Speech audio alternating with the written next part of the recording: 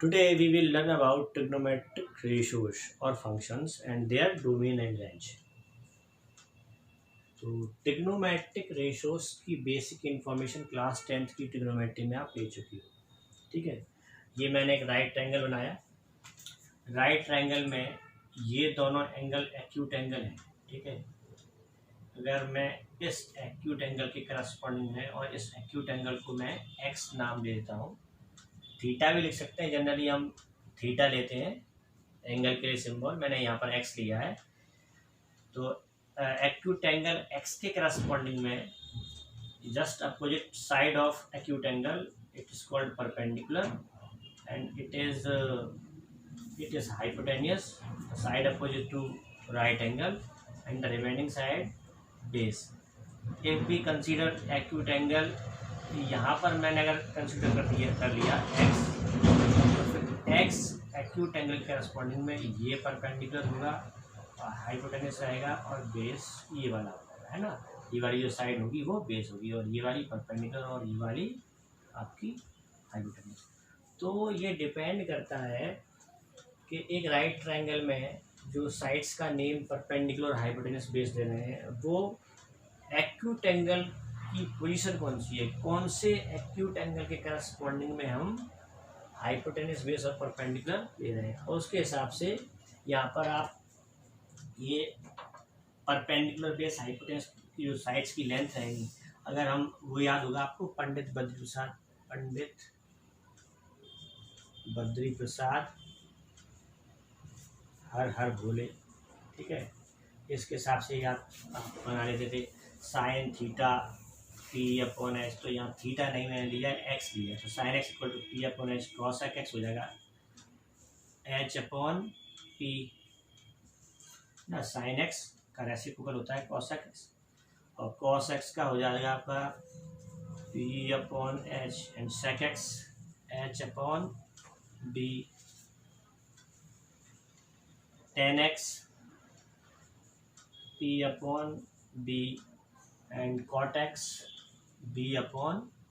तो ये आपको प्रायर नॉलेज है ट्रिग्नोमेट्रिक रेशियोज की, और यहाँ ये ट्रिग्नोमेट्रिक रेशियो ही हमारे ट्रिग्नोमेट्रिक फंक्शंस है। तो there are 6 trigonometric functions we have sin x cos x tan x cos x sec x और cot x, और ये इनके बेसिक फॉर्मूलाज हैं परपेंडिकुलर हाइपोटेन्यूस बेस के फॉर्मेट में, है ना, साइड्स के।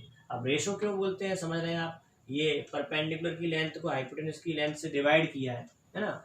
अगर आप कोई नंबर है ए को बी से डिवाइड करते हैं तो आप इसे लिखते हैं ए रेशो बी, इसलिए ये रेशो को हमने एक नाम दिया था साइन एक्स, है ना।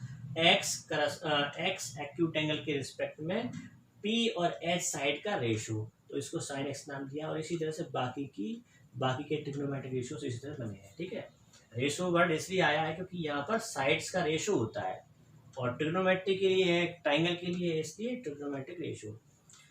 अब इन फंक्शंस के डोमेन रेंज हम समझते हैं। तो पहले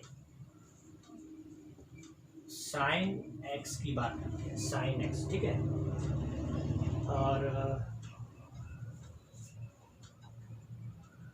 साइन एक्स का डोमेन, साइन एक्स में एक्स की जगह पर कोई भी रियल नंबर लिखी जा सकती है, ऑल रियल नंबर्स का डोमेन साइन एक्स और कॉस एक्स दोनों का ही डोमेन ऑल रियल नंबर होता है, याद रखना।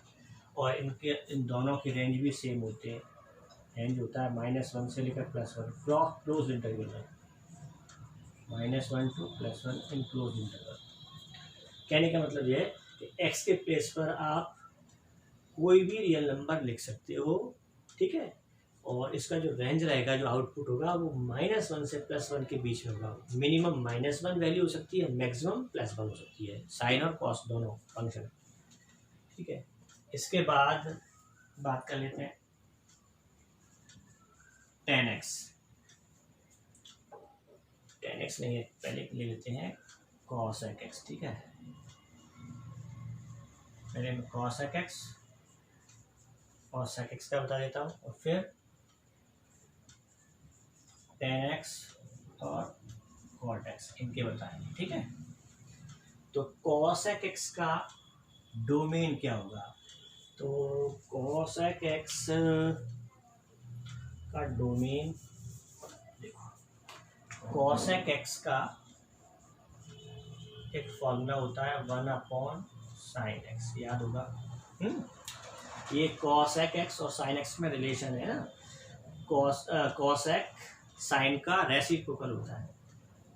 अच्छा, अब ये डोमेन बताने से पहले मैं एक चीज़ और बता दूँ। यहाँ मैंने एक ग्राफ बनाया हुआ है, ये इस तरह का है ना। ये जो ग्राफ है ये साइन फंक्शन का ग्राफ है, इस तरह से चलता है। ये वाई एक्सिस और ये एक्स एक्सिस। अब इस ग्राफ में ध्यान से देखें, ये एक फिक्स इंटरवल के बाद इस तरह से ऊपर नीचे हो रहा है और एक्स एक्सिस को कट करते हुए जा रहा है। अब कितने बार ये एक्सिस कट करेगा ये इसका कोई नहीं है, ग्राफ आगे भी बढ़ाते जा सकते हैं, ठीक है। लेकिन मैंने इस ग्राफ का एक छोटा सा पोर्शन बनाया है बस, ठीक है। अब ये ग्राफ एक्स एक्सिस को -पाई, 0, पाई, 2 पाई, 3 पाई, 4 पाई, 5 पाई और इधर भी -2 पाई, -3 पाई। तो पाई के कॉफिशिएंट्स पर इंटरसेक्ट करते हुए जाता है साइन एक्स का ग्राफ। एक्स एक्सिस को पाई के कॉफिशिएंट्स पर इंटरसेक्ट करते हुए जाता है ना। यानी ऐसा कह सकते हैं कि साइन 0 की वैल्यू 0 होगी, साइन पाई की वैल्यू 0 होगी, साइन 2 पाई की वैल्यू 0 होगी, क्योंकि एक्स एक्सिस को इंटरसेक्ट कर रहा है, मतलब उसमें वाई की वैल्यू है ना। ये मैंने फंक्शन को वैसे लिखा है y = sin x। तो जब मैं x के प्लेस पर 0 लिखूंगा तो y 0 आएगा, x के प्लेस पर पाई लिखूंगा तो y 0 आएगा, ठीक है। वही मैं बताना चाह रहा हूँ आपको कि साइन 0 = 0, साइन पाई = 0, साइन 2 पाई = 0, साइन 3 पाई, साइन -पाई, साइन -2 पाई। तो ये सारी वैल्यूज 0 आती है। अब देखिए, जैसे ही x के प्लेस पर पाई का कोई भी कॉफिशिएंट आएगा ये डिनोमिनेटर 0 हो जाएगा, है ना। अब ये 0 हो जाएगा तो इसका मतलब cosec x = 1/0 आएगा, और 1/0 0 से डेरिवेटिव डिफाइन नहीं है। यानी cosec फंक्शन कहाँ पर डिफाइन नहीं होगा? जहाँ पर साइन की साइन फंक्शन जो है 0 वैल्यू देता है, यानी कि 0, 2 पाई, 2 पाई, पाई के कॉफिशिएंट्स पर। तो हमें ये इसमें से हटाने पड़ेंगे, इसके डोमेन में से, है ना। r- और r- n पाई, ठीक है। पाई के कॉफिशिएंट्स मैंने हटा दिए, r और रियल नंबर में से अगर पाई के कॉफिशिएंट्स हटा देंगे तो फिर ये जो डोमेन बनेगा वो cosec x का डोमेन बन जाएगा। डोमेन का मतलब फंक्शन को क्या क्या दे सकते हैं, ठीक है। तो ये अब जब इसके आउटपुट की बात की जाएगी तो इसका आउटपुट होता है r - -1 to 1, ठीक है। आउटपुट में हमें -1 से +1 के बीच की नंबर्स नहीं मिलेंगी, बाकी कोई भी रियल नंबर आउटपुट के फॉर्म में मिल सकती है, ठीक है। और sec x का देखें तो sec x का डोमेन समझने से पहले मैं आपको cos x का ग्राफ बता देता हूँ, कहाँ से पास होता है, कैसे पास होता है। ये मैंने ब्रेक लाइन करके बनाया है इस तरह से।